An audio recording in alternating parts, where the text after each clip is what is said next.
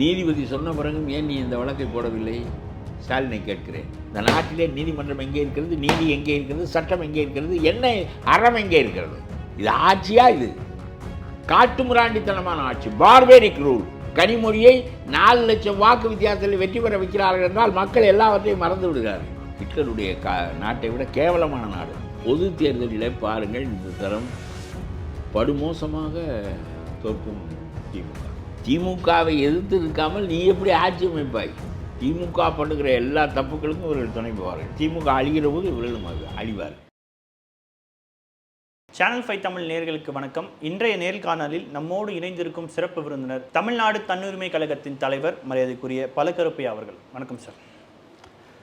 இந்த நாடாளுமன்ற தேர்தலை நம்ம பார்க்கும் பொழுது சட்டமன்ற வாரியாக பார்க்கும்போது திமுக 220 தொகுதிகளில் வெற்றி பெறுக்குன்னு சொல்லி டேட்டா வந்திருக்கு சார். இந்த அடிப்படையில் ஸ்டாலின் அவர்கள் வருகின்ற 2026 சட்டமன்ற தேர்தலில் 200 தொகுதிகளுக்கு மேலே வந்து நாங்கள் இப்போ நடந்த தேர்தல் மோடி வேண்டுமா வேண்டாமா என்பதற்கான தேர்தல். மோடி வேண்டாம் என்பதற்காக இவர் பெற்ற வாக்குகள் தான் அவையெல்லாம். அதில் எடப்பாடி உழட்டாமல் இருந்திருந்தால் அந்த சிறுபான்மை வாக்குகள் பிரிந்து வந்திருக்கும், அது வேறு. ஆனால் 26 நடக்க போகின்ற தேர்தலில் ஸ்டாலின் வேண்டுமா என்பதற்காக. அதனால் அவர் எவ்வளவு தவிக்க போகிறார், எத்தனை இடமாக குறைய போகிறார் என்பது அப்பொழுது அவருக்கு தெரியும். ஆன்டி இன்கம்பன்சி உச்சகட்டத்தில் இப்பொழுதே இருக்கிறது. இந்த மோடி மீது உள்ள வெறுப்பின் காரணமாகத்தான் திமுக தப்பித்தது. 10-12 கட்சிகளை கையில் வைத்திருக்கிறார்கள்.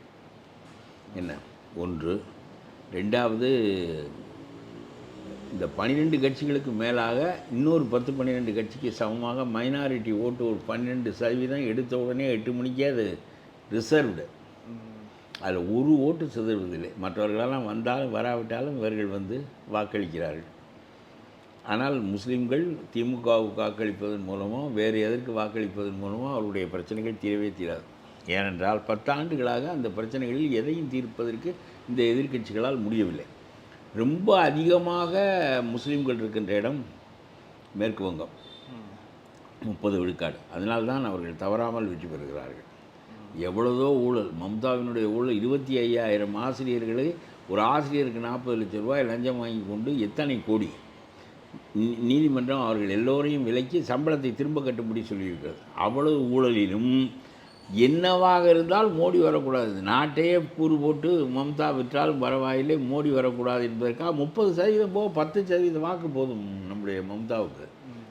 20% வாக்கு ஊபியில் போக முலாயம் சிங்கிற்கு ஒரு 10-15% வாக்கு வந்தால் போதும். நம்முடைய நாட்டில் கிறிஸ்தவர்களும் முஸ்லீம்களும் 12% இருக்கிறார்கள். ஆகவே இந்த 12% போக அப்புறம் ஒரு 7 கட்சி இவர்களுக்கு கூட்டணி இருக்கிறது. அதனாலே இவர் வெற்றி பெறுவது ஒரு பெரிய கூட்டணி சிறுபான்மை தான். ஏன் இவர்களால் தீர்க்க முடியாது என்று நான் சொல்வேன் என்றால், நான் இதற்கு ஒரு யோசனை சொன்னேன். நீங்கள் மூடத்தனமாக திமுகவுக்கு வாக்களிப்பதனால் ஒரு பயனும் இல்லை. உங்களுடைய நவாஸ்கானுக்கு வாக்களித்தாலும் பயனில்லை, உங்களுடைய ஜவஹர்லாலுக்கு வாக்களித்தாலும் பயனில்லை. இவர்களால் இந்த பிரச்சனைகளை தீர்க்க முடியாது. 10 ஆண்டுகளாக தீர்க்க முடிந்ததா? குரல் எழுப்ப முடிந்ததா? யூனிஃபார்ம் சிவில் கோடு வரைக்கும் வந்து விட்டது. உங்களுக்கு எதிராக 3 ஆண்டு சிறை தண்டனை முத்தலாக் சொன்னால் என்று சொன்னார்கள், நீக்க முடியவில்லை. இவர்கள் மட்டும் எதிர்த்து வாக்களித்து விட்டு வெளியே வந்தால் அது ஒரு கடமையாக இருக்குமே தவிர, ஒரு சடங்காக இருக்குமே தவிர, கோயிலுக்கு போகிறோம் தீபம் காட்டுகின்ற போது கன்னத்தில் போட்டுக்கொள்வது போல ஒரு சடங்கே தவிர அதை நிறுத்துகின்ற வல்லமை உண்டா? இல்லை. இவர்கள் பெரிய ஒரு கிருபலானி ஒரு மனிதனாக பேசினார். ஜவஹர்லால் நேரு உட்கார்ந்து கேட்டார், கருத்தை மாற்றிக்கொண்டார். அதுதான் பேச்சு. கிருபலானி சீன போரின் போது பேசுகிறார். 1.25 மணி நேரம் பேசுகிறார். அவர் பேசுவது பூராவும் நேரு கேட்டுவிட்டு மாற்றிக்கொள்ளுகிறார். லோகியா பேசுகிறார், அதிரும். அம்பேத்கர் பேசினால் அதிரும். மாற்றத்தை ஏற்படுத்தக்கூடிய பேச்சுக்கள். இவர்களெல்லாம் என்ன, ஆவணா ராஜா எதற்கு போனார்? பேசுவதற்கு தான் போனாரா? 1,70,000 கோடியை குறிவைத்து போனார். இப்போ 5 ஜியை குறிவைத்திருந்தார். இவர்கள் ஆட்சிக்கு வர முடியாமல் போய்விட்டது. அவ்வளோதானே தவிர இவர்களால் ஒன்றும் செய்ய முடியாது. இதற்கு நான் ஒரு யோசனை சொன்னேன். என்னுடைய யோசனை, என்னுடைய தனிப்பட்ட யோசனை. முஸ்லீம்கள் திமுகவுக்கு வாக்களிப்பதனாலோ முஸ்லீம் லீக்கு வாக்களிப்பதனாலோ ஒரு பயனும் ஏற்படாது. அங்கே உங்களுடைய குரல் சன்னமாக கேட்கும். Your voice will be feeble. அது கேட்கவே கேட்காது. நீங்கள் 30 கோடி பேர் இருக்கிறீர்கள் இந்தியாவில். 30 கோடி பேரும் ஒரே மனதாக முடிவெடுத்து எங்களை எப்பொழுது சமமான குடிமகனாக இந்தியா கருதவில்லையோ, இந்த அரசு கருதவில்லையோ, இந்தியாவுக்கு அதில் நோக்கமில்லை. இந்த அரசு எப்பொழுது எங்களை சமமான குடிமகனாக கருதவில்லையோ அப்பொழுது இந்த தேர்தலில் நாங்கள் பங்கு கொண்டு ஒரு பயனும் விளையாது என்கின்ற காரணத்தினால் நாங்கள் உரிமையற்றவர்களாகவே நீங்கள் விரும்புகின்றபடி இது வாக்கு மட்டும் அளித்து உரிமையை இழப்பதை விட வாக்கு அளிக்க வேண்டாம் என்கின்ற நிலையில் நாங்கள் விலகி இருக்கிறோம் என்று சொல்லி ஒரே ஒரு முறை ஒரே ஒரு தேர்தலை அவர்கள் விலக்கி வைப்பார்களே ஆனால் அமெரிக்கா திரும்பும், பிரான்ஸ் திரும்பும், ஜெர்மனி திரும்பும், உலக முஸ்லீம் நாடுகளெல்லாம் திரும்பும். அவ்வளோதான், மறுநாள் உங்களுடைய எல்லா உரிமையும் வரும். தாக்கு பிடிக்க முடியாது. உலக நாடுகளின் எதிர்ப்பில் இந்தியா தாக்கு பிடிக்க முடியாது. அத்தகைய non cooperation with the government, non cooperation with the polling strategy அதல்லவா செய்ய வேண்டும். அதை விட்டு நீங்கள் இதை திருப்பி நவாஸ்காரை அனுப்பி போனதில் அனுப்பி என்ன பண்ணி எந்த சட்டத்தை நிறுத்தினீர்கள், இப்பொழுது எதை நிறுத்தப் போகிறீர்கள்? என்ன செய்வார்? நவாஸ்கார் உங்களுக்கு ஆதரவானவர் தான், திமுக உங்களுக்கு ஆதரவாக கைதூக்கும். என்றால் நீங்கள் வாக்களிக்கிறீர்கள் என்கின்ற காரணத்தினால், அவர் பிறந்தவர் என்கின்ற காரணத்தினால் என்ன பயன்? நான் சொல்கிறேன், காந்திய முறைப்படி சொல்லுகிறேன், don't cooperate with this government. You don't vote for anybody, you abstain from voting. பெரிய மாறுதல் இது உண்டாக்கும். இதையெல்லாம் சொல்ல காந்தியை படித்த என்னை போன்றவர்களால் தான் முடியும். இந்த எவனாவது இதை பற்றி மைனாரிட்டி ஓட்ஸ் அதுதானடா உங்களை காப்பாற்றுது. திருமாவளவன் உள்ளே போவதற்கதான் காரணம், சிபிஎம் போவதற்கதான் காரணம். சிபிஎம் எல்லாம் என்ன செய்கிறார்கள்? 1.5% ஓட்டுக்கு வந்து விட்டார்கள். கேவலமான நிலை அது. இந்தியாவில் தெலுங்கானா புரட்சி நடத்தியவர்கள் 52இல் தமிழ்நாட்டில் மாற்று ஆட்சி ஏற்படுத்துகின்ற அளவிற்கு வளர்ந்தவர்கள் இப்பொழுது 2 சீட்டுக்கும் 25 கோடிக்கும் பணம் தொங்குன்று தொங்கி அவருடைய காலை நக்கி எதற்கு செங்கோடியை தனியாக பறக்க விடுகிறீர்கள்? எப்பொழுது நீங்கள் தொழிலாளர்களுக்காக பேசினீர்கள்? எப்பொழுது இந்த அரசு தவறு செய்கின்ற போது சுட்டி காட்டினீர்கள்? என்ன செய்தீர்கள்? 2 பேர் போவதினாலே உங்களுடைய கட்சி உயிர்த்திருக்கும். பயன் என்ன? தொழிலாளி நன்மை பெறுகிறானா? அகவிலைப்படியை கொடுக்கவில்லை என்று சிபிஎம் சவுந்தரராஜன் போராடினாரே இந்த அரசை எய்த்து. உடனே அவர்கள் அமுக்கி விட்டார்களே. பொங்கலில் வண்டிகள் ஓடாது என்று சொன்னார், பிறகு வண்டிகளெல்லாம் ஓடின. அதற்கு பிறகு அகவிலைப்படியை ஏன் மறந்து விட்டார் சவுந்தரராஜன்? தொழிலாளிக்காக குரல் கொடுக்கவே உன்னுடைய கட்சி இருக்காது என்றால் எதற்கு செங்கொடி தனியாக பறக்க வேண்டும்? நீ அதிலே ஒரு அங்கமாக ஆகிவிடு திமுகவுக்குள். இது எவ்வளவு கேவலம்! நான் வெளிப்படையாக சொல்கிறேன், நீங்கள் சிந்தித்தால் நான் சொல்வது உண்மையா இல்லையா என்று தெரியும்.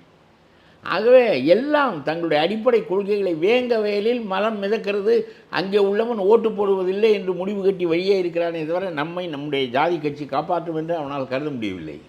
இவர்களுக்கு 2 இடம் வருவது தான் முக்கியம். இந்த ஆட்சிக்கு தொந்தரவு கொடுத்து விடக்கூடாது, அதுதான் முக்கியம். ஆக யாரும் யாருடைய நன்மைக்காகவும் இல்லை, எல்லோரும் மொத்தமாக எல்லோருடைய நன்மைக்காகவும் இருக்கிறோம், வேறு வகையான நன்மைக்காக என்ற நிலை அரசியலில் ஏற்பட்டு விட்டால் வெற்று பதவி, வெற்று ஆடம்பரம். நாங்கள் இப்பொழுது அங்கீகரிக்கப்பட்ட கட்சி ஆகிவிட்டோம். அங்கீகரிக்கப்பட்ட கட்சியாகி அந்த வேங்கவயல் பிரச்சனையை உன்னால் தீர்க்க முடியவில்லையே. அவனுக்காகத்தானே கட்சி வைத்தா நீ? அவனுக்காக அந்த சன்னமான குரலை வலிய குரலாக மாற்றுவதற்கு தானே கட்சி வைத்தோம். தொழிலாளிக்கு தானே கட்சி வைத்தா நீ கம்யூனிஸ்டில். அடிப்படையே விட்டு விட்டீர்கள். ஆகவே இன்றைய ஜனநாயகத்தில் எதிர்க்கட்சி இல்லை என்று நான் சொல்லுகிறேன்.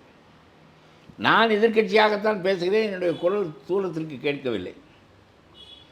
அது கேட்கவில்லை, நான் சொல்ல வேண்டியதை சொல்லுகிறேன், அவ்வளவுதானே தவிர அதனால்தான் சொல்லுகிறேன், புதிய கருத்துக்களை சொல்லுகிறேன். முஸ்லீம்கள் 30 கோடி பேர் இருக்கிறீர்கள், நீங்கள் வாக்களிப்பதை மட்டும் நிறுத்துங்கள். 30 கோடி பேர் ஒரு சிந்தனை முன்னால் வையுங்கள். நாம் சமமான குடிமக்களாக கருதப்படாத காரணத்தினாலே நாம் வாக்களிப்பதனால் ஒரு பயனும் ஏற்பட போவதில்லை. வாக்களித்தாலும் நமக்கு இதுதான் நிலை, வாக்களிக்காவிட்டாலும் இதுதான் நிலை. நாங்கள் வாக்களிக்கவில்லை. நெல்லு ஒரு ஆண்டில் தலைகீழாக எல்லா சட்டங்களும் கிளி தெரியப்படும். எல்லா நாடுகளும் உன்னை நோக்கி திரும்பும். இந்திரா காந்தி எமர்ஜென்சியை கடைசியிலே நீக்கியதற்கு மிகப்பெரிய காரணம் வெளிநாடுகளுடைய பார்வை கடுமையாக விடுகிறது என்கின்ற நிலையை தான் அவர் நீக்கினார். இதெல்லாம் இன்றைக்கு தைவான் நாடு இத்தினோண்டு குட்டி நாடு, அது ஒரு ஜனநாயக நாடு, அது ஒரு சீன நாடு, சீனத்தின் ஒரு பகுதி நாடு. அது எப்படி தனித்திருக்க முடிகிறது?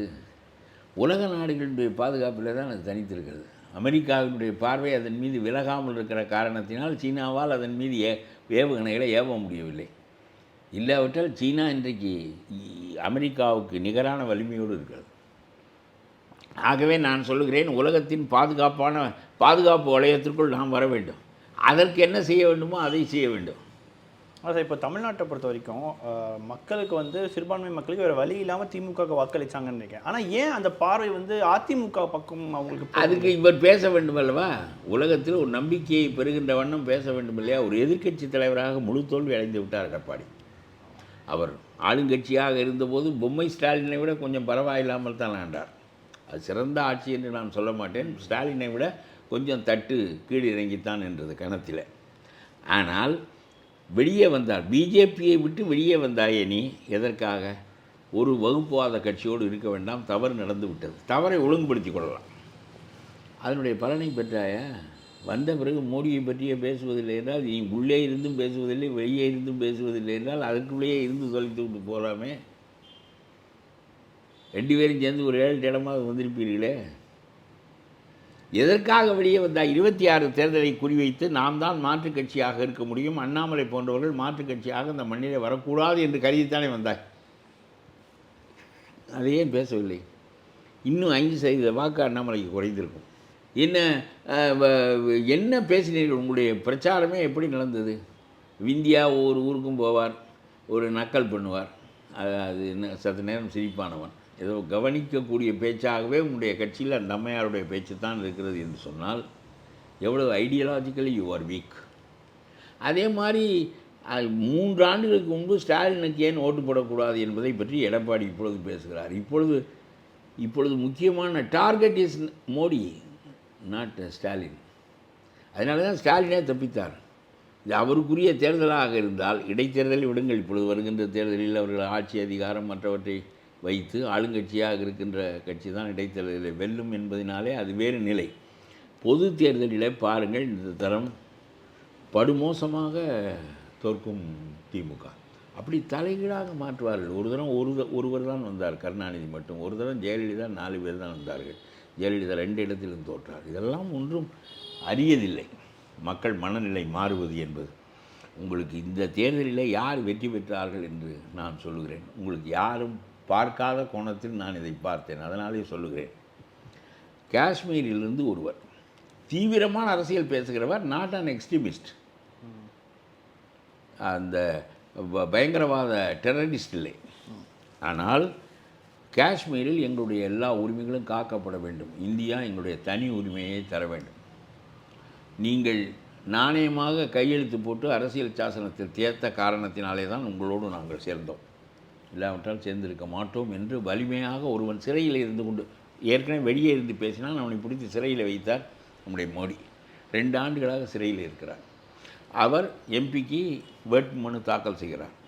பெருவாரியான வித்தியாசத்தில் யாரை தோற்கடித்தார் என்றால், ஷேக் அப்துல்லா பேரனை ஃபரூக் அப்துல்லாவை தோற்கடித்து விட்டார். அவர் ஒரு முதலமைச்சராக இருந்தவர். ஷேக் அப்துல்லா முதலமைச்சர், அவர் மகன் முதலமைச்சர், இவர் முதலமைச்சர், இவரை தோற்கடித்து விட்டார். அதனுடைய பொருள் என்ன என்றால், காஷ்மீர் மக்களுடைய உரிமைகளை காத்து தருகின்ற வல்லமை சிறையில் இருக்கிற அந்த மனிதனுக்கு தான் இருக்கிறது தவிர உனக்கு இல்லை என்று இந்த மக்கள் சொல்லுகிறார்கள். முஸ்லீம்களுக்கு வாக்களிக்கவில்லை என்று சொல்லக்கூடாது. முஸ்லீம்களின் உரிமையை பாதுகாக்கின்ற வல்லமையை ஷேக் அப்துல்லா குடும்பம் இழந்து விட்டது. இன்னும் சவச்சவ என்று பேசிக்கொண்டு நீ எம்பியாய் இங்கே வருவாய், ஒரு தடவை மந்திரியாக இருப்பாய், அங்கே உன் மகன் முதலமைச்சராக இருப்பார், உடனே நாங்களெல்லாம் ஷேக் அப்துல்லா குடும்பம் என்று எவ்வளோ காலத்துக்கு சொல்வாய்? ஷேக் அப்துல்லா எங்களுடைய உரிமையை காத்து தந்தார் என்பது உண்மைதான், அவர் ஒரு காஷ்மீரத்து சிங்கம் என்பது உண்மைதான். இப்பொழுது இருக்கின்ற நிலையில் சிறையில் இருக்கின்றவன் தான் வெற்றி பெற்றவன். பஞ்சாபிலிருந்து ஒரு தேர்தலில் போட்டி போட்டார். அவரும் தீவிரவாத, அதாவது தீவிரமான போக்குடையவர் என்று கருதப்பட்டவர் எம்பி ஆகிவிட்டார். இந்தியாவிலே வெற்றி பெற்றவர்கள் 2 பேர் தான். 2 பேரும் சிறையில் இருக்கிறார்கள். அவர்களை கூட்டி வந்து மக்கள் தேர்வு செய்திருக்கிறார்கள் பாராளுமன்ற உறுப்பினராக. அவர்களை செயல்பட அனுமதிக்க வேண்டும். நீ பாதுகாப்பு சட்டத்தில் உள்ளே வைத்திருக்கிறாய், இல்லாவிட்டால் நீதிமன்றம் உள்ளே குறுக்கிட்டு பாதுகாப்பு சட்டத்தில் நீ வைக்கக்கூடாது, வழக்கு வேண்டுமானால் நடத்திக்கொள். அவர்கள் எம்பியாக இருந்து கொண்டு வழக்கை சந்திப்பார்கள். அவர்களை வெளியே எம்பியாக வரவிடு, அவர்களை பதவி பிரமாணம் செய்ய விடு என்று சொல்ல வேண்டும். இந்தியாவிலேயே 540 பேரில் வெற்றி பெற்றவர்கள் 2 பேர் தான். மக்கள் இவர்கள் ஓரணா செலவழிக்கவில்லை, தேர்தல் பிரச்சாரம் செய்யவில்லை, எதுவும் கிடையாது. வேட்பு மனு தாக்கல் செய்யப்பட்டது, அதுவும் வேறொரு ஆள் மூலம் கையெழுத்து இவர்கள் போட்டு கொடுத்தார்கள். ஒருவன் டிபாசிட் கட்டி தாக்கல் செய்தான், அவனை பல லட்சம் வாக்கு வித்தியாசத்தில் வெற்றி பெற வைக்கிறார்கள். அப்போ மக்களுக்கு தெரிகிறது, வழி இல்லாவிட்டால் மறுபடியும் அதிமுகவையே தேர்ந்தெடுப்பார்கள். வழி இல்லாவிட்டால் வேறு வழி இல்லாமல் தானே சீமானுக்கு ஓட்டு போடுகிறார்கள். ஒரு 15% வாக்குகள் இந்த நாட்டில் இருக்கின்றன. அவர்கள் திமுகவுக்கும் போட மாட்டார்கள், அதிமுகவுக்கும் போட மாட்டார்கள். முந்தி விஜயகாந்த் கிடைத்தால் போட்டார்கள். வலுவான ஆளவர், நல்ல ஒரு எதிர்க்கட்சியாக இருந்தார், போட்டார்கள். அப்புறம் விஜயகாந்த் செத்து விட்டால் போடுவதற்கு ஆள் இல்லை. நீங்கள் என்றாலும் போடுவார்கள். உங்களுக்கு எல்லா இடத்திலும் நிறுத்துவதற்கு ஆள் வேண்டும். அவரை போல் பணம் திரட்டுவதற்கு சக்தி வேண்டும். பணத்தை அவர் பல வகையாக திரட்டுவார். அதுபோல் உங்களுக்கு சக்தி இருந்து ஒரு 234 இடம் அல்லது 40 இடத்தில் உங்களால் போட முடியவில்லை என்று உங்களுக்கு போடுவார்கள். பிறகு இவர் ஏன் இந்த விஜயை தாங்குகிறார்? விஜய் வந்தால் இந்த வாக்குகளெல்லாம் அரித்து கொண்டு போய் விடுவார் என்று நினைக்கிறார். இந்த இளைஞர்கள் பூரம் அந்த பக்கம் போய்விடுவார்கள், நம்ம ஒத்தையாக மனைவியோடு நிற்க வேண்டும் என்று நினைக்கிறார். அதனாலே தான் இவர் பயப்படுகிறார். தம்பி தம்பி தம்பி, அவர் கூப்பிடவில்லை, நீனாக தம்பி தம்பி, அவர் பெரியப்பா சித்தப்பா மாமா எல்லாம் உறவு பாராட்டி கொண்டு நிற்பது எதற்காக என்றால் இவருக்கு தெரிகிறது, வழி இல்லாமல் நமக்கு போடுகிற ஓட்டுக்கள் எல்லாம் புதிதாக வருகின்ற இன்னும் கவர்ச்சியான மனிதனை நோக்கி திரும்பி விடும். பிறகு நாம் மொட்டையாக நிற்போம். இதெல்லாம் ஒரு சிந்தித்து பார்த்தால் தெரியும். சீமான் வாக்கு வாங்கி விட்டார் என்ற இவருடைய உச்சபட்ச வாக்கு இந்த அதிருப்தி வாக்காளர்கள் இருக்கிறார்களே, இதனுடைய வாக்கு தான். எனக்கும் பணம் இருந்திருந்து அத்தனை தொகுதியில் நிறுத்துவதற்கு வசதி இருந்திருந்தால் அந்த வாக்கில் ஒரு பகுதி எனக்கு வரும். அவர்கள் யாருக்கு போடுகிறோம் என்று பார்ப்பதில்லை, யாருக்கு போடக்கூடாது என்று பார்க்கிறார்கள். இதுதான் உண்மை. எந்த தேர்தலிலும் யாருக்கு போடக்கூடாது என்பதுதான் முக்கியம். இப்போ மோடி பலம் கொண்டியதற்கு காரணம் மோடியை மக்கள் புரிந்து அது நெகட்டிவ் ஓட்டு தான் அவருக்கு. அதனால தான் இப்பொழுது நல்ல விஷயம் என்ன இந்த தேர்தலில் நடந்திருக்கிறது என்றால், கொண்டி மாடாக நோக்கப்படி திரிந்த மாடு, அடங்காத மாடு இப்பொழுது மூக்கணாங்கயிறு மாட்டப்பட்டு விட்டது. இனிமேல் வேண்டுமென்றால் பிடித்து இழுத்தால் மாடு நிற்கும். இந்த மூக்கணாங்கயிறு மாட்டப்பட்ட மாடு என்பது நல்ல விஷயம்தான். அதுதான் இந்த தேர்தலில் நடந்திருக்கிறது. 2 பேர் தான் உண்மையாக வெற்றி பெற்ற எம்பிக்கள், 2 பேரும் சிறையில் இருக்கிறார்கள். மற்றவர்களெல்லாம் ஏதோ இருந்தார்கள் போனார்கள். சும்மா இந்த முஸ்லீம் லீக் கட்சிகளெல்லாம் என்ன செய்ய வேண்டும் என்று தெரியாமல் தடுமாறி கொண்டு தங்களுடைய உரிமைகளை இழக்கின்றன. நான் சொல்வதை நீங்கள் விவாதியுங்கள். அது இன்னொரு விஷயங்கய்யா, இப்போது ஸ்டாலின் அவர்கள் இந்த 200 சொல்கிறதுக்கு இன்னொரு காரணம் என்ன சொல்கிறாங்கன்னா, எதிர்க்கட்சிகள் பிளவு இருக்காங்க. இப்போ பாஜக ஒரு பக்கம் இருக்குது, அதிமுக ஒரு பக்கம் இருக்குது. அதனால தான் எளிதில் வெற்றி பெறலான்னு ஸ்டாலின் நினைக்கிறாரா? இல்லை அது மாறும்ல. இவர் ஒரு நினைப்பது போல 2 ஆண்டுகளுக்கு இருக்குமா? அப்படி இருந்தால் இப்படி இருந்தால் அவர் தான் வெற்றி பெறுவார். அதெல்லாம் அப்படியே இருக்குமா? மக்கள் முதலில் வேண்டாம் என்று முடிவு செய்து விட்டால் சும்மா இருக்கிறவனை கிளப்பி கொண்டு வந்து அரியணையில் உட்கார வைத்து விடுவார்கள். ஏன் அதை கேட்குறேன்னா, சமீபத்தில் ஆந்திரா சட்டமன்ற தேர்தல் நடந்தது. 2010 சந்திரபாபுவை போட்டு சிரமப்படுத்தி அசிங்கப்படுத்தியதனுடைய விளைவை அவர் அனுபவித்தார். அது மாதிரி இவர்கள் இல்லாததெல்லாம் பண்ணி கொண்டிருக்கிறார்கள். ஊழல் அரசு, ஊழல் என்பது ஒரு வரம்பில்லா ஊழல். நீயே அடிக்கிறாய் என்றால் அதிகாரிகள், கிளார்க்குகள், கார்ப்பரேஷன் வேலை பார்க்கிறவர்கள் எல்லாரும் அடிப்பார்கள். எந்த ஒரு காரியமும் தமிழ்நாட்டில் காசு இல்லாமல் நடக்காது. உங்களுக்கு ரெட் ஹில்ஸ் டோல்கேட் இருக்கிறதே, அது 10 கோடி ரூபாய்க்கு ஒரு ஆர்டிஓ ஏலம் எடுக்கிறார். போக்குவரத்து அதிகாரி 10 கோடி ரூபாய்க்கு ஏலம் எடுக்கிறார். எதனால்? அந்த டோல்கேட் அவருடைய கண்ட்ரோல். எந்த வண்டி போனாலும் 5,000 ரூபாய் கொடுத்தான் போக வேண்டும். ஓவர்லோடு ஏற்றியவனாக இருந்தாலும் சரி, ஓவர்லோடு ஏற்றியவன் 10,000 கொடுக்க வேண்டும், ஓவர்லோடு ஏற்றாதவன் 5,000 கொடுக்க வேண்டும். இல்லாவிட்டால் அவனும் நிற்க வேண்டியதுதான். எங்கேயாவது உண்டா? ஒரு தப்பு செய்வதை சரிபார்த்து அனுப்புவதற்காக உள்ள டோல்கேட் என்றால் அந்த டோல்கேட்டில் அந்த டோல்கேட் என்று பெயர் ரெட் ஹில்ஸில் இவர்களை தாண்டி தான் போக வேண்டும். எல்லாம் கல்கத்தா வரையிலும் போகின்ற நார்த் லைன், தெற்கு லைனுக்கு அவ்வளவு காசு கிடையாது. ஆமாம். இப்படி நாட்டு மக்களை சுரண்டுகிறார்கள். இந்த நாட்டு மக்களுக்கு அந்த விவரம் தெரியவில்லை. வேறு வழி இல்லை. விவரம் தெரியவில்லை என்று கூட நான் சொல்ல மாட்டேன், வேறு வழி இல்லை. ஆனால் இப்போது திமுகவுடைய வரலாறு நம்ம பார்க்கும் பொழுது, அவங்க ஒரு முறைக்கு மேலே 2வது முறை ஜெயிச்சதில்லை. ஒருவேளை நம்ம அடுத்த முறை ஜெயிக்க மாட்டோன்றதுனால இந்த அணுகுமுறையும் அவங்க பின்பற்றுறாங்களா? இல்லை, அவர்கள் ஜெயிப்போம் என்று கூட நினைப்பார்கள். அதிமுகவாவது 10 ஆண்டுகள் தொடர்ந்து ஆண்டிருக்கிறார்கள், இவர்கள் ஆண்டதில்லை. அதோடு கொஞ்ச நாளில் இவர்கள் ஃபியூஸாகி போவதற்குள்ள எல்லா வேலைகளையும் செய்து கொண்டே இருப்பார்கள். ஆவாவென்று திரிவார்கள். சரிங்க. அதே மாதிரி இன்னொரு விஷயம் நம்ம பார்க்கும்பொழுது, காங்கிரஸும் திமுகவும் ரொம்ப நாளாக ஒரு நெருங்கிய கூட்டணியில் தான் இருந்திருக்காங்க. ஆனால் சமீபத்தில் செல்வ பெருந்தகை அவர்கள் பேசும்பொழுது, எத்தனை நாளைக்கு தான் நம்ம இன்னொருத்தங்களை சார்ந்தே இருக்கிறது அப்படின்ற மாதிரியான கருத்துக்கள் முன்வச்சிருந்தாங்க. காங்கிரஸை பொறுத்த வரைக்கும் நாங்கள் காமராஜர் ஆட்சியை கொண்டுட்டு வரதான் எங்களுடைய லட்சியம்ன்றாங்க. இந்த காங்கிரஸோட இந்த சமீபத்திய கருத்துக்கள் எப்படி பார்க்குறீங்க? இல்லை, நான் சொல்லுகிறேன், செல்வ பெருந்தகை வெகு காலத்திற்கு பிறகு இப்படி ஒரு பேச்சு பேச நேர்ந்ததுக்கு காரணம் இந்த அண்ணாமலையை பார்த்து போட்டுக்கொண்ட சூடும். இது இவருடைய தனி சிந்தனை இல்லை. 50 ஆண்டுகளாகிவிட்டது நீங்கள் ஆட்சியை இழந்து. பிஜேபிக்காரன் இப்பொழுது உள்ளே நுழைந்தவன். நீ 50 ஆண்டுகளாகிவிட்டது. காமராஜர் இறந்து 1975க்கு பிறகு நீங்கள் திமுகவினுடைய கால் இணைக்கி கொண்டு இல்லை அதிமுகவினுடைய கால் இணைக்கி கொண்டு 10 பேர் எம்பி ஆவதைத்தான் வாழ்க்கை குறிக்கோளாக கொண்டீர்கள். அங்கே போய் நாம் மந்திரி ஆகிவிடலாம் என்று நினைத்தீர்களே தவிர சிதம்பரம் மந்திரியாக ஆகிவிடுவார். வேறு இடத்திலே அவன் வெற்றி பெற்று வருவான். இங்கிருந்து இவர் எம்பி ஆகி போவது மட்டும்தான் முக்கியம். இந்த எம்பி ஆகி போக வேண்டும் என்று சொன்னால் அவனுக்கு காலை நக்க வேண்டும், சேவகம் செய்ய வேண்டும். பண்ணி ஆகிவிட்டது. இனி பல முறை எம்பி மந்திரிகளாக இருந்து விட்டீர்கள். எப்பொழுதாவது இந்த கட்சியை வளர்க்க வேண்டும், நாம் ஆட்சிக்கு வர வேண்டும் என்று நீங்கள் சிந்தித்ததில்லை. ஏன்? இந்த அண்ணாமலை ஆட்டம் போட்டு மாற்று ஆட்சியை நான் ஏற்படுத்துவேன் என்று சொன்ன பிறகு தான், ஆமாம் நாமும் ஆட்சியை தானே வைத்திருந்தோம், இவர் வைத்திருக்காத ஆட்சியை ஏற்படுத்துவோம் என்று சொல்கிறார். வைத்திருக்கிற ஆட்சியையே பெற வேண்டும் என்ற அறிவு திருநாவுக்கரசுக்கு இல்லை, சிதம்பரத்திற்கு இல்லை, இப்பொழுது இருக்கிற இளங்கோவனுக்கு இல்லை, யாருக்கும் கிடையாது. அது ஒரு மழுமட்டை கூட்டம். அது காங்கிரஸ் நல்ல கட்சி, அது ஒரு மழுமட்டை கூட்டம். ஆகவே 50 ஆண்டுகளாக இந்த கட்சியை ஏன் வளர்க்கவில்லை என்று கேட்க ராகுல் காந்திக்கு தெரியவில்லை. தெலுங்கானாவில் போய் கட்சியை உண்டாக்கி ஆட்சியை உண்டாக்கி விட்டாய். ஆந்திராவிலே நீ எடுபட முடியவில்லை, ஆனால் அதற்கான முயற்சி நடந்தது. ஒய்எஸ்ஆர் மகளையே தலைவராக ஆக்கி பார்த்தாய். ஆனால் அதனுடைய வேகம் சந்திரபாபு நாயுடு இருக்கின்ற வரையிலும் அந்த பக்கம் திரும்பி இருந்தது. அது இருக்கட்டும். தமிழ்நாட்டில் அது மாதிரி என்ன? இந்த சிதம்பரம் தான் எம்பி, சிதம்பரம் மகன் தான் எம்பி, இந்த திருநாவுக்கரசு தான் எம்பி, இந்த இவர்கள் தானே திரும்ப திரும்ப வருகிறார்கள். எதற்காக என்று கேட்கிறேன் நான். இவர்கள் திரும்ப திரும்ப அவர்கிட்ட கட்சியை வளர்த்து விட்டு வரட்டுமே. இந்த கட்சியினுடைய கொள்கை என்று சொல்ல வேண்டும் என்று சொன்னால் நான் சொல்கிறேன், செல்வ பெருந்தகைக்கு அந்த முரண் தெரியவில்லை. செல்வ பெருந்தகையால் இவ்வளவு சிந்திக்க முடிந்ததையே அவருக்கு பாராட்ட வேண்டும். நாம் ஆட்சிக்கு வர வேண்டும் என்று அண்ணாமலையை பார்த்தவுடன், நாம் ஒரு தேசிய கட்சி, நாம் ஏன் ஆட்சிக்கு வரவில்லை? அவர்கள் ஆட்சிக்கு வராதவர்கள் வர நினைக்கிறார்களே, நாம் வந்தவர்கள் ஏன் அதை நினைக்கவில்லை என்கின்ற அளவுக்கு அவருக்கு புரிந்திருக்கிறதே தவிர அதற்கு அடுத்த கட்டம் புரியவில்லை. செல்வ பெருந்தகைக்கு நான் தெளிவாக சொல்கிறேன், செல்வ பெருந்தகை புரிந்து கொள்ள வேண்டும் என்பதற்காக சொல்கிறேன். இளங்கோவனை விடுங்கள், காமராஜர் ஆட்சியை ஸ்டாலின் தருகிறார் என்று சொல்லிவிட்டால் அதனுடைய பொருள் என்ன? ஸ்டாலினை தொடர்ந்து ஆளட்டும். அப்புறம் இதுக்கு காமராஜருடைய ஆட்சியை ஸ்டாலின் தர முடியும் என்றால், கலைஞர் ஆட்சியை தர முடியும் என்றால் விரட்ட வேண்டும். காமராஜர் ஆட்சியை தருகின்ற போது ஏன் விரட்ட வேண்டும்? அவரே வைத்துக்கொள்ள வேண்டியது. நல்ல தெளிவாகத்தான் ஓமை சொல்லியிருக்கிறார் நம்முடைய அவர் மாட்டுக்கறி பிரியர். அவர் இளங்கோவன் ரொம்ப சிறப்பு. இதெல்லாம் செல்வ பெருந்தகை சொல்லுகிறாரே, நாங்கள் எப்பொழுது வழங்குகின்ற இடத்தில் இருப்பது, நாங்கள் எப்பொழுது மீண்டும் கோட்டைக்கு வருவது, நாங்கள் எப்பொழுது முதன்மை இடத்தை பெறுவது என்று கேட்கிறாரே, இந்த சிந்தனை அண்ணாமலைக்கு வந்தது பாராட்டத்தக்கது.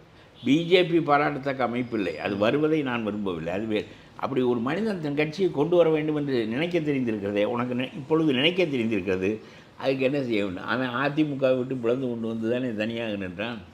நீ திமுகவை விட்டு வெளியாக திமுகவை எதிர்த்து இருக்காமல் நீ எப்படி ஆட்சி அமைப்பாய், எப்படி வளர்ப்பாய்? 2 ஆண்டில் வளர்த்து விடுவாயா? 10 ஆண்டுகள் ஆகும். வெளியே வா, திமுக செய்கின்ற தவறுகளை சொல்லு. இந்த 10 எம்பிக்கு அப்புறம் எம்பி கிடையாது, வெறுமையாக இருக்க வேண்டும். மீண்டும் இவர்கள் நம்பகத்தன்மையை அடைவதற்கு 10 ஆண்டுகள் ஆகும். 10 ஆண்டுகளுக்கு பிறகு காங்கிரஸ் ஆட்சிக்கு வரும். பிஜேபி எந்த காலத்திலும் வராது. அது கோதுமை இந்த மண்ணில் விளையாது, காங்கிரஸ் விளையும். காங்கிரஸ் இந்த நாட்டு மண்ணோடு எல்லா மக்களின் பண்பாடுகளோடும் இணைந்து வளர்கின்ற கட்சி. எந்த ஒரு தனி விருப்பு வெறுப்பு இல்லாத கட்சி.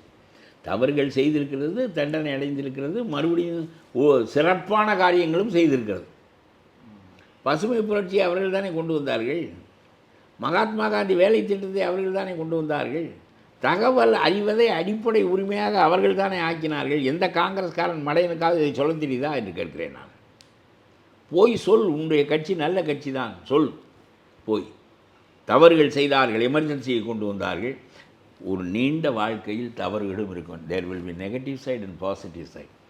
ஆகவே நீ வெளியே வருவதற்கு நாங்கள் இவர்களோடு இணைப்பில் தான் இருக்கிறோம், கூட்டணிக்கு சேதமில்லை என்று சொல்லி கொண்டு எங்கேயாவது நீ தனியாக வர முடியுமா? இந்த அறிவு வேண்டாமா ஒரு கட்சியினுடைய மாநில தலைவருக்கு?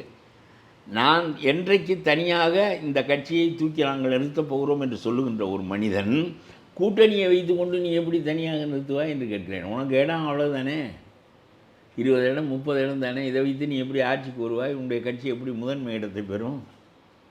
நீ வெளியே வர வேண்டும், இந்த ஆட்சி தவறு என்று சொல்ல வேண்டும். இந்த ஆட்சியை காமராஜர் ஆட்சிக்கு சமமாக நீங்கள் சொல்லிக்கொண்டு எப்படி தனியாக வருவீர்கள்?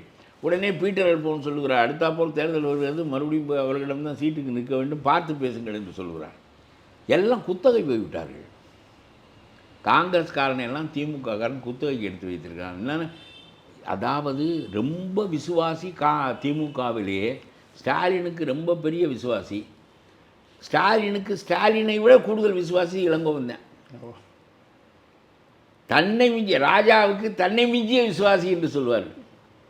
அவனவனுக்கு அவனவன் தான் முழு விசுவாசி. ஸ்டாலினை விட பெரிய விசுவாசி நம்முடைய இளங்கோவன் தான். எவ்வளவு பெரிய குடும்பத்தில் சிந்தனையை, நாட்டின் போக்கை மாற்றக்கூடிய குடும்பத்தில் பிறந்து எப்படி கேவலமாக விலை போய் வீணாகி போகிறார்கள் என்பதை பாருங்கள். இந்த ஈரோடு தேர்தலில் நீ எம்எல்ஏ ஆகியிருக்காவிட்டால் நான் குடியாக முழுகி போய்விடும். உன்னை 300 கோடி செலவழித்து, உன்னை 200-300 கோடி செலவழித்து உன்னை கொண்டு வர வேண்டியது அவசியம் தானா? அதுக்கு நீ காட்டுகிற நன்றி கடன் காங்கிரஸை அழிப்பதா? செல்வ பெருந்தகைக்கு மாற்று அமைப்பாக வர வேண்டும் என்று சொல்ல தெரிகிறது. அப்புறம் மறுபடியும் கூட்டணியில் ஒரு பாதிப்பும் இல்லை என்று சொன்னால் முரணாக இல்லையா? இந்த முரண் கூட தெரியாமல் எப்படி நீ மாநில கட்சியை நடத்துவா என்று நான் கேட்கின்றேன். நீங்கள் சொல்கிறீங்க 10 ஆண்டுகள் உழைத்தால் ஆட்சியை பிடிக்க முடியும். இப்போ தமிழ்நாட்டை பொறுத்த வரைக்கும் பெரியார் மண், திராவிட மண், மாநில சுயாட்சின்னு பேசக்கூடிய இந்த நிலப்பரப்பில் தேசிய அரசியல் இடப்படுமா? இல்லை, அதெல்லாம் கொடுக்கணும். ஏன்னா தெலுங்கானாவில் காங்கிரஸ் வரவில்லையா? காங்கிரஸ் ஒரு லிபரல் பார்ட்டி, அது வர முடியும். நான் பிஜேபியும் கூட நான் வருவதை தவறு என்று சொல்ல மாட்டேன். அது ஒரு இந்துத்துவா கட்சி. அது ஒரு பார்ப்பனிய மேலாண்மையை அது நிலைநிறுத்துகிற ஒரு கட்சி. மத வழியாக நாட்டை பார்க்கின்ற கட்சி. அது சரியான போக்கில்லை. இந்தியா என்பது ஒரு நாடே இல்லை, இணைந்த நாடு தானே. வெள்ளைக்காரனால் இணைக்கப்பட்ட நாடு. இங்கே தெலுங்கன் இருப்பான், மலையாளி இருப்பான், தமிழன் இருப்பான், பஞ்சாபி இருப்பான், இந்து இருப்பான், முஸ்லீம் இருப்பான், எவனும் இருப்பான். இது ஒரு பலதரப்பட்ட வகைப்பாடுடைய மக்களுடைய நாடு. இதில் போய் எதற்காக நீ இந்த பேதங்களை பேசினால் ஒன்றும் இல்லாமல் போய்விடும். அது ஒரு பக்கம் இருக்கட்டும். இந்த செல்வ பெருந்தகைக்கு இது புரியாதா என்று கேட்கிறேன். நீங்களெல்லாம் எடுத்து அவரிடம் கேள்வி கேட்க வேண்டும். என்றால் கூட்டணியும் பலமாக இருக்கிறது, ஆனால் நாங்களும் ஆட்சிக்கு வர வேண்டும் என்று சொன்னால் இது எப்படி நடக்கும்? எடப்பாடி 2026 என்பதை குறி என்று சொன்னவுடன் பிஜேபியை விட்டு கலந்து விட்டாரே. அவன் நாங்கள் தனியாக ஆட்சிக்கு வர வேண்டும் என்பதற்காக அதிமுகவை விட்டு கலண்டானே. அப்புறம் நீ மட்டும் திமுகவுக்கு காலை நிற்க கொண்டு எப்படி நீ ஆட்சிக்கு வருவாய்? இது கூட தெரியாதா? பேசுகிற போதே இந்த சிந்தனையை இழவிடாமல் செய்கிறார்கள் செல்வ பெருந்தகைக்கு. பீட்டர் அல்போன்ஸும் நம்முடைய இளங்கோவனும். அடுத்த தேர்தல் வருகிறது, நாம் போய் அங்கே நிற்க வேண்டும், பார்த்து பேசுங்கள். நாம் தேர்தலில் நிற்கலாம், ஆனால் பாராளுமன்றத்திற்கு செல்ல முடியாதே அப்படிங்கிறார். பாராளுமன்றத்திற்கு நாம செல்லலாம், 40 பேரும் செல்லலாம். செல்வதற்குரிய வகையில் நீ கட்சி நடத்த வேண்டும். காமராஜர் அனுப்பவில்லையா? காமராஜர் நாடாளவில்லையா? காமராஜர் 1937 67 வரை நீ காங்கிரஸ் தானே ஆண்டது. அதற்கு நீ இந்த எல்லா தப்புக்களுக்கும் துணை போவாய். திமுக பண்ணுகிற எல்லா தப்புக்களுக்கும் இவர்கள் துணை போவார்கள். திமுக அழிகிற போது இவர்களும் அழிவார்கள். அதே மாதிரிங்க இப்போது அமைச்சரவை எல்லாம் ஒதுக்கி இலாக்காக்களும் ஒதுக்கிட்டாங்க. ஆனால் இன்னுமே காங்கிரஸ் தரப்புலேருந்து எதிர்க்கட்சி தலைவர்கள் அறிவிக்கப்படலை. எதிர்க்கட்சி தலைவராக ராகுல் காந்தி பதவி ஏற்றுக்கிறது அவர் தயக்கப்படுறாரு. நீங்கள் எப்படி பார்க்குறீங்க? இல்லை, தயக்கம் ஒன்றும் இருக்காது. அவரை வைத்து தான் இந்த 100 இடம் வந்தது. நான் சொல்லுகிறேன், வேறு யாரையும் வைத்து கார்கே தானே, அவர் கார்கேயை வைத்து வந்திருந்தால் பரவாயில்லை. இவர் தான் குருவாக போனார், இவருக்காகத்தான் வாக்களித்தார்கள், நேரு குடும்பத்தைச் சேர்ந்தவர் என்று தான் நம்பகத்தன்மை கொண்டார்கள். கார்கே இவர் பிடித்து வைத்த பிள்ளையார் தான், வழி தெரிந்தால் போய்விடுவார். ஆகவே அவர் 100 பேரை அவர் பெற்றிருக்கிற 50ஐ 100ஆக ஆக்கியது அவருடைய திறமையைத்தான் காட்டுகிறது. ஆனால் 100ஐ 200ஆக அவர் ஆக்கியிருந்தால் இன்னும் வலிமையாக இருந்திருப்பார். 230-40ஆக ஆக்கியிருக்க வேண்டும். 272 அல்லவா தேவை. அதனாலே இவர்கள் தான் மாநில கட்சியிடம் கொஞ்சம் கொஞ்சமாக தோற்றார்கள். ஊபியை விட்டார்கள், பீகாரை விட்டார்கள், ஒவ்வொரு இடத்தையும் மராத்தியத்தை விட்டார்கள். எல்லா வடநாட்டு மாநிலங்களையும் இவர்கள் மாநில கட்சியிடம் விட்டார்கள். அங்கே லல்லு பிரசாத், இங்கே முலாயம் சிங், அங்கே மாயாவதி என்று இப்போ பிஜேபி என்று நீங்கள் தான் தோற்றீர்கள். மறுபடியும் கொஞ்சம் கொஞ்சமாக யூ ஆர் ரீகெய்னிங் இட். அதனாலே அவர் 100 இடத்தை பெற்றதே. இப்பொழுது 50லிருந்து அவர் 30ஆக போயிருந்தால் அவர் வெளியேற்றப்பட வேண்டிய தலைவர். 50ஐ 100ஆக ஆக்கியதனால் அவர் ஏற்றுக்கொள்ளத்தக்க மனிதராகவே இருக்கிறார். என்ன யாரை காட்டி ஓட்டு பெற முடியும்? கார்கேயை காட்டி பெற முடியுமா? சிதம்பரத்தை காட்டி பெற முடியுமா? இளங்கோவனை காட்டி பெற முடியுமா? யாரை காட்டி பெற முடியும்? ராகுல் காந்தி தான் நின்று வாங்கியிருக்கிறார். அதனால் எதிர்க்கட்சி தலைவராக ஆவார். ஆகாவிட்டாலும் காங்கிரஸ் தலைவராக இருக்கிறார். மற்றவனுக்கும் சேர்த்து தலைவராக இருந்தால் என்ன, இல்லாவிட்டால் என்ன? இவர்களுக்கு யார் தலைவர்? கனிமொழி. 2G புகழ் கனிமொழி, திகார் சிறைச்சாலை புகழ் கனிமொழி. என்ன பேசுவார்? 17 பேர் 13 பேரை சுட்டு கொண்டார்கள். 17 போலீஸ்காரர்கள். அவர்கள் ஸ்டெர்லைட்டிடம் 2வது சம்பளம் வாங்குகிறவர்கள். அவர்களின் மீது கிரிமினல் நடவடிக்கை எடுத்து தூக்கிலே போட வேண்டும். சட்டம் போலீஸ்காரர்களுக்கு உள்ளடங்கியதா? போலீஸ்காரன் சட்டத்திற்கு மேலானவனா? நீதிபதி சொன்ன பிறகும் ஏன் நீ இந்த வழக்கை போடவில்லை? ஸ்டாலினை கேட்கிறேன். நாம் தப்பாக செய்ய சொல்லுகிற காரியங்களையெல்லாம் போலீஸ்காரன் செய்ய மாட்டான். ஆகவே அவன் தப்பாக செய்கிற காரியத்துக்கு நாம் ஒத்துழைக்க வேண்டும் என்று சொல்லி எழுதி கொள்ளப்படாத ஒப்பந்தம் காரணமாகத்தானே நீங்கள் 2 கிரிமினல்களும் சேர்ந்து ஒருவர் உள்ளே நிற்கிறீர்கள். இந்த நாட்டிலே என்னை ஒரு போலீஸ்காரன் காரணம் இல்லாமல் சுடுவான் என்று சொன்னால், நான் வெறும் ஊர்வலம் போனதற்கும் முழக்கமிட்டதற்கும் சுடுவான் என்று சொன்னால், அவன் தூக்கிலே தொங்க விடப்பட மாட்டான் என்று சொன்னால், இந்த நாட்டிலே நீதிமன்றம் எங்கே இருக்கிறது? நீதி எங்கே இருக்கிறது? சட்டம் எங்கே இருக்கிறது? என்ன அறம் எங்கே இருக்கிறது? இது ஆட்சியா? இது காட்டுமிராண்டித்தனமான ஆட்சி, பார்பேரிக் ரூல். அதெல்லாம் பேசாதீர்கள். இந்த கனிமொழியை 4 லட்சம் வாக்கு வித்தியாசத்தில் வெற்றி பெற வைக்கிறார்கள் என்றால் மக்கள் எல்லாவற்றையும் மறந்து விடுகிறார்கள். என்ன கேட்டிருக்க வேண்டும்? இந்த எங்களை 13 பேரை சுட்டு கொன்றாயே, சுட்டு கொன்றவன் வேறு ஆட்சியில் சுட்டு கொன்றான். போலீஸ்காரன் தான் கொன்றான். எடப்பாடி ஒன்றும் டிவியை பார்த்து கொண்டிருந்தார். அவ்வளோதான் அவருடைய ஆட்சி. கொன்றவனை என்றைக்கு நீதிபதி சொல்லிவிட்டாரோ வழக்கு போட வேண்டிய பொறுப்பு உன்கைக்கு வந்து விட்டது. வழக்கு போடு, உனக்கு என்ன அதில் நட்டம்? இந்த 17 பேர் மீது வழக்கு போடு.